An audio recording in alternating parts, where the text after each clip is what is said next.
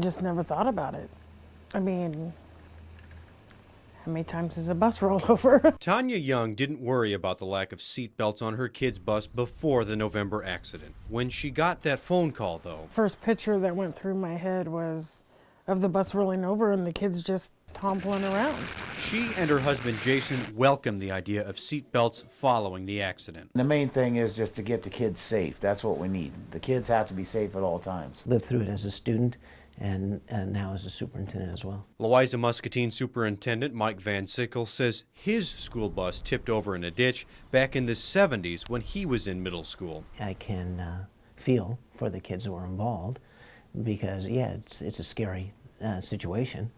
I happened to land on my sister because I was on the side in which I slid. He says after the November accident, his lead bus driver looked into the seatbelt issue. The information they gathered didn't reveal a lot. You have two professional organizations having the same debate that we're having right here. and there you have it. The National Transportation Safety Board studied 6 school bus crashes in 1999. It found the compartment strategy that's been in place since the 70s leaves passengers vulnerable when a bus gets hit on the side or rolls over. The kids fall out of the seats.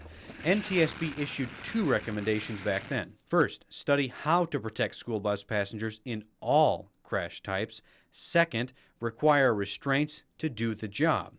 NTSB wanted it done in 2 years.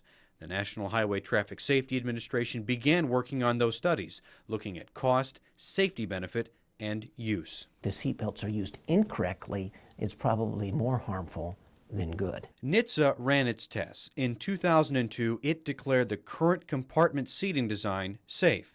NHTSA's study found adding lap and shoulder belts could protect students, but NHTSA said they're too expensive to require on large school buses. 5 years later, NHTSA was asked again about seat belts. This time, it required lap and shoulder belts in small school buses, but it again ruled against requiring seatbelts on large school buses because of the cost. Just because the vehicle is large and painted yellow doesn't change the laws of physics. Dr. Alan Ross leads the National Coalition for School Bus Safety. His group pushes for a mandate because without one, he says, school districts will never pay the added cost. The problem with the public sector is it's the least common denominator. In other words, it's the cheapest bid that always gets the sale or the lease. Seatbelt prices have gotten cheaper over the years. Seat manufacturers and school bus experts estimate adding seatbelts to a new bus adds between $3,000 and $8,000 to the sticker price. Trouble is, a new bus costs around $100,000. It is kind of a hard sell. Louisa Muscatine Superintendent Mike Van Sickle says his district buys 1 new bus every year. Right now, it only has 1 bus that is considered seatbelt ready. He says upgrading it would cost $29,000.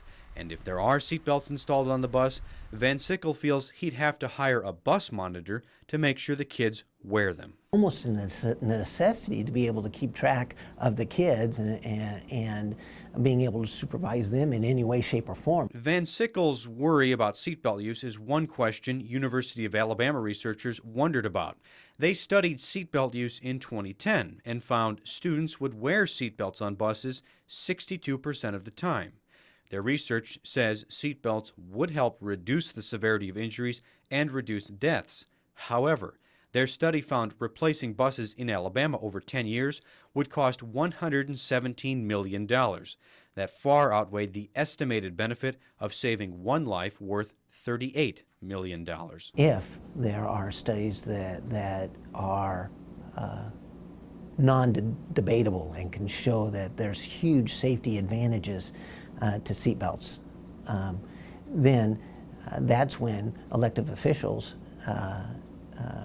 or hired officials like myself need to take those types of things and make policy or make law. The majority of students involved in the Louisa Muscatine bus crash say they would wear seatbelts, especially after being involved in a crash. The Youngs say they support the added cost. The biggest thing is our kids are home tonight. They're safe. You know, we get to hold our kids. And if they have to convince other taxpayers to cough up extra money, the Youngs feel it is a strong sell. Well, maybe they have grandchildren. Maybe they have a friend that has a child that rides the bus. Do they want that child to come home safe?